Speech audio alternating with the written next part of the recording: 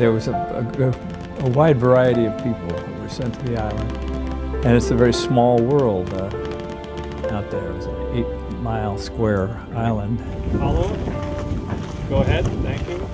Oscar-winning director Clint Eastwood is marching off to war again. And he's marching off to the Oscars again. His latest World War II film is Letters from Iwo Jima, based on the Battle of Iwo Jima between Japan and the United States. Earlier, Eastwood directed Flags of Our Fathers. During that shoot, he decided to make a film showing the other side of the binoculars.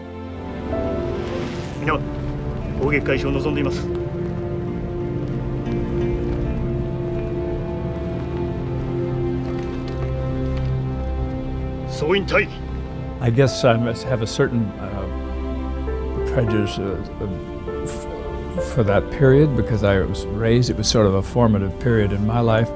I was 11 years old when World War II broke out, and I remember the Battle of Iwo Jima.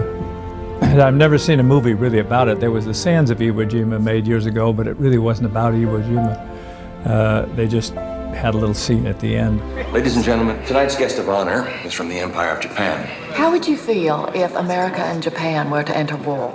The United States is the last country in the world Japan should fight. Nobody had done a picture on that subject matter. It was the biggest battle in Marine Corps history. It was the most casualties the Marines had ever suffered. 本日付で私は自分の兵が待つ任地へと向かう。国のため忠義を尽くし、この命を捧げようと決意している。I kind of figured if it was that big a battle and that much of an obstacle to take the island with the massive amount of troops they had and everything, I was wondering what's the cause of that. ましたか。祖国のため、我々は最後の一兵になろうと、この島で敵を食いとどめることが責務である。生きて、再び祖国の地を踏めることなき者と覚悟せよ。It was great. It was great to look at the same battle, the same war from two different perspectives.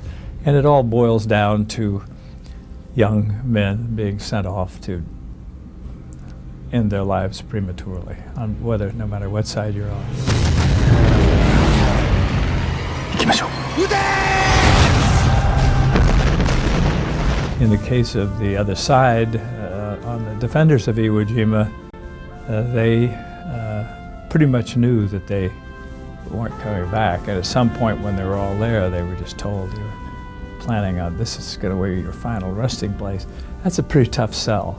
Yeah. That'd be a pretty tough sell nowadays.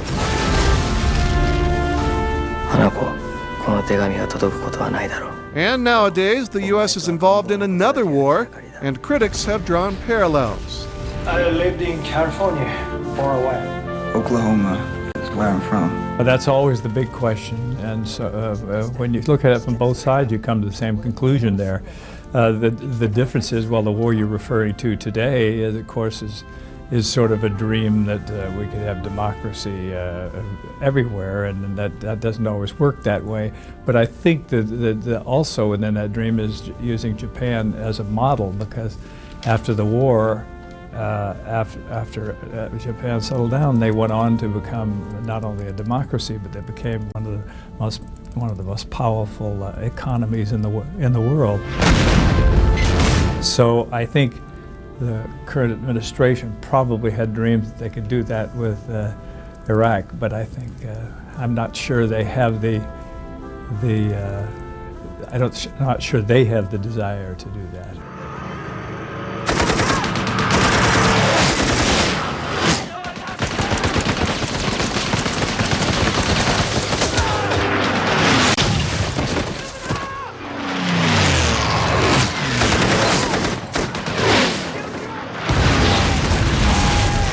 I must say I had a great time doing it, because to visit another culture and do it in another language, a language that I'm not familiar with.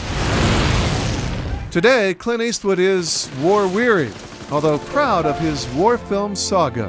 Letters from Iwo Jima is nominated for Best Picture and Eastwood for Best Director. But it does feel like it's kind of nice to have it all done and have it up there.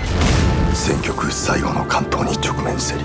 残ってるのはライフルだけです。今や弾丸付きミスカレ常しえにお別れ申し上ぐ。諸君らの霊に涙し黙祷を捧げる日が必ずや来るであろう。世は常に諸子の先頭にあり。